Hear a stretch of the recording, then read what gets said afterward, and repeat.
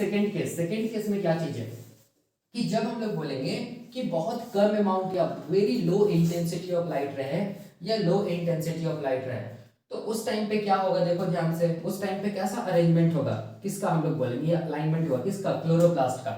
तो देखो इस टाइम पे आप लोग खुद भी ये दिमाग लगा सकते हैं कि जब बहुत कम अमाउंट ऑफ लाइट रहेगा या बहुत लो इंटेंसिटी ऑफ लाइट रहेगा, उस टाइम पे क्लोरोप्लास्ट अपने आप को कुछ ऐसे अरेंज करेगा कि वो क्या गेन कर पाए, क्लोरोप्लास्ट क्या चीज रिसीव कर पाए, ज्यादा से ज्यादा लाइट रिसीव कर पाए, ताकि वो क्या कर पाए, हम लोग बोलेंगे फोटोसिंथेसिस कर पाए। ठीक है, तो कैसे होगा अरेंजमेंट, तो देखिए मैं यहाँ पर डायग्राम से समझाता हूँ। देखो ये वाला सेकंड केस, जब वेरी लो या लो इंटेंसिटी ऑफ लाइट रहेगा उस टाइम पे। ठीक है, तो देखो यहाँ पर मैं डायग्राम बना रहा हूँ ऐसे करके। ठीक है, ये वाला डायग्राम ऐसे करके, ये मेसोफिल सेल्स है। ठीक है, ये क्या चीज हम लोग बोलेंगे, मेसोफिल सेल्स। फिर से इधर क्या होगा, मेसोफिल सेल्स होगा ऐसे करके। तो मैं यहाँ पर लिख दे रहा हूँ मेसोफिल सेल्स, मेसोफिल सेल या फोटोसिंथेटिक सेल, फोटोसिंथेटिक सेल। ठीक है, और ये फोटोसिंथेटिक सेल का हम लोग बोलेंगे दो क्या चीज है, वॉल है। एक को, ये वाला वॉल को क्या बोलेंगे, पेरिक्लिनल वॉल। और ये जो वॉल है, ये वाला जो रेड कलर से मैं दिखा रहा हूँ, इसको हम लोग क्या बोलेंगे, इसको हम लोग बोलेंगे एंटीक्लिनल वॉल, एंटीक्लिनल वॉल, एंटीक्लिनल वॉल या रेडियल वॉल या लेटरल वॉल। ठीक है, ऊपर डायग्राम में लिखा हुआ है। और ये जो वॉल है, ये जो वॉल है, इसको हम लोग क्या बोलेंगे, इसको हम लोग बोलेंगे, ये जो वॉल है, ये वॉल को हम लोग क्या बोलेंगे, ये वॉल को हम लोग बोलेंगे पेरिक्लिनल वॉल, पेरिक्लिनल वॉल। ठीक है, या क्या बोलेंगे, सरफेस वॉल या टेंजेंशियल वॉल, ये और ये वॉल को मेसोफिल सेल्स का। तो बहुत कम अमाउंट ऑफ लाइट है ना। ठीक है, तो अब होगा क्या, देखो लाइट का इंटेंसिटी तो बहुत कम है, ऐसे करके देखो लाइट आ रहा है, इंटेंसिटी लाइट का। ठीक है, बहुत कम है, very low intensity of light है जो मेसोफिल सेल्स पे पड़ रहा है। तो इस टाइम पे मेसोफिल सेल्स के अंदर जो क्लोरोप्लास्ट होगा, वो अपने आप को देखो कैसे अरेंज करेगा, वो अपने आप को मतलब क्लोरोप्लास्ट अपने आप को हॉरिजॉन्टली अरेंज करेगा। देखो हॉरिजॉन्टल अलाइन करेगा अपने आप को। देखो ये हॉरिजॉन्टल मैं बना रही हूँ, ये सब क्लोरोप्लास्ट है। ठीक है, ये सब क्या है, क्लोरोप्लास्ट है। ये हॉरिजॉन्टल बना रहा हूँ, देखो यहाँ पर वर्टिकल बनाया है। और ध्यान से देखो, हॉरिजॉन्टल तो अरेंज अपने आप को अलाइन करेगा, लेकिन किस तरफ करेगा अलाइन, हम लोग बोलेंगे अलोंग दी क्या चीज, periclinal wall. Along the periclinal wall के अलोंग क्या करेगा, ये क्लोरोप्लास्ट अपने आप को क्या करेगा, अलाइन करेगा। कैसा, हॉरिजॉन्टल अलाइन करेगा। ठीक है, ताकि ये क्लोरोप्लास्ट क्या कर पाए, ऑप्टिमम अमाउंट ऑफ लाइट को रिसीव कर पाए और फोटोसिंथेसिस परफॉर्म कर पाए।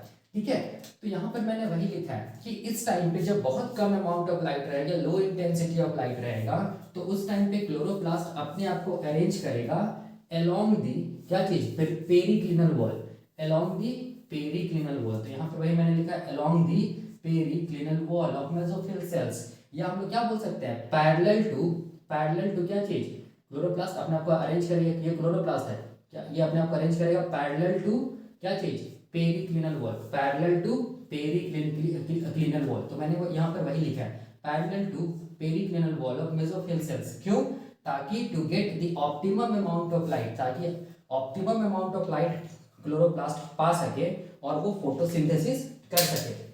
ठीक है, अब देखिए यहाँ पर मैंने ये भी लिखा है कि हॉरिजॉन्टल अलाइनमेंट होगा क्लोरोप्लास्ट का। देखो ये वाला क्या चीज है, हॉरिजॉन्टल अलाइनमेंट है। देखो हॉरिजॉन्टल अलाइनमेंट है किसका, क्लोरोप्लास्ट का। ठीक है, और ये क्या चीज है, वर्टिकल अलाइनमेंट है। तो जब भी कभी ऐसा अलाइनमेंट होगा, हॉरिजॉन्टल अलाइनमेंट होगा, पैरेलल टू पेरिक्लिनल वॉल होगा या अलोंग द पेरिक्लिनल वॉल होगा ऑफ मेसोफिल सेल्स, तो ऐसे अरेंजमेंट को या अलाइनमेंट ऑफ क्लोरोप्लास्ट को हम लोग बोलते हैं एपिस्ट्रोफे बोलते हैं। क्या बोलते हैं, एपिस्ट्रोफे बोलते हैं। ठीक है, इस चीज को याद रखना, वही मैंने यहाँ पर लिखा है। ठीक है, तो दूसरा केस हो गया एपिस्ट्रोफे। अब थर्ड केस क्या होता है, देखो ध्यान से, थर्ड केस होता है कि जब मॉडरेट इंटेंसिटी ऑफ लाइट पड़े।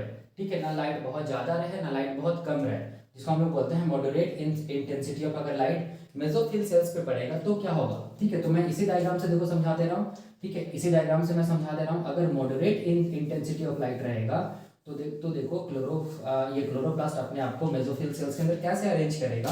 तो यहाँ पर मैं इसी डायग्राम से समझा दे रहा हूँ कि जो क्लोरोप्लास्ट होगा वो मेसोफिल सेल्स के अंदर अपने आप को क्या करेगा, रेंडमली अरेंज कर लेगा ऐसे करके। ठीक है, इसको हम लोग बोलते हैं रेंडमली अरेंजमेंट ऑफ क्या चीज, क्लोरोप्लास्ट। वही मैंने यहाँ पर लिखा है कि chloroplast are randomly arranged in mesophyll cells. ये कब, जब हम लोग बोलेंगे, कब ये होगा, जब मॉडरेट अमाउंट ऑफ लाइट पड़ेगा, किस पे, हम लोग बोलेंगे क्लोरोप्लास्ट या लीफ पे। मॉडरेट अमाउंट या मॉडरेट इंटेंसिटी ऑफ लाइट जब पड़ेगा, किस पे हम लोग बोलेंगे, मेसोफिल सेल्स या लीफ पे, ठीक है। तो ऐसा अरेंजमेंट को हम लोग क्या बोलेंगे, ऐसे अरेंजमेंट ऑफ क्लोरोप्लास्ट को हम लोग बोलेंगे मेसोफिल सेल्स के अंदर क्या बोलेंगे, एपोस्ट्रोफे, क्या बोलेंगे, एपोस्ट्रोफे बोलेंगे, इस चीज को याद रखना, ठीक है। तो यही हम लोग बोलेंगे, तीन क्या होता है, केस होता है जिसमें हम लोग बोलेंगे कि क्लोरोप्लास्ट अपने आप को अलाइन करता है मेसोफिल सेल्स के अंदर।